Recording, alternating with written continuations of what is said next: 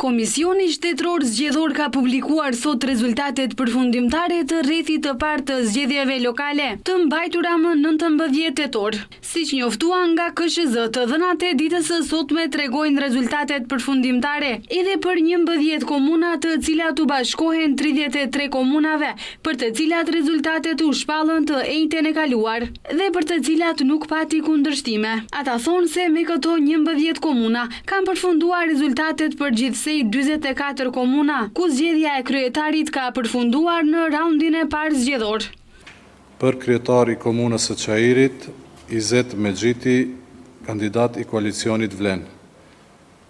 Për kryetar i komunës së Çashkës, Suat Shaqirov, kandidat i Aleancës Kombëtare për Integrim. Derisa për rezultatet e këshillave, ju njoftojmë që ka pasur pas përfundimit të afatit të përpadi deri tek gjykata administrative dhe pas vendimeve të gjykatës administrative, konstatojmë se zgjedhjet kanë përfunduar për këshill edhe në këto komuna.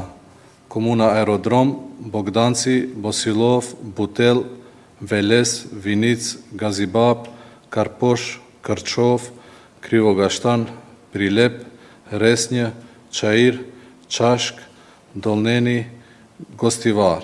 Lidhur me zgjedhjen e antarëve të këshillave komunal dhe këshillit të qytetit të Shkupit, Demiri njoftoi se vetëm në komunën Shutorizar do të përsëritet votimi më 2 nëntor për zgjedhjen e antarëve të këshillit. Nga KSZ thanë se kanë mbetur edhe 33 komuna, të cilat do të shkojnë në raundin e dytë më 2 nëntor.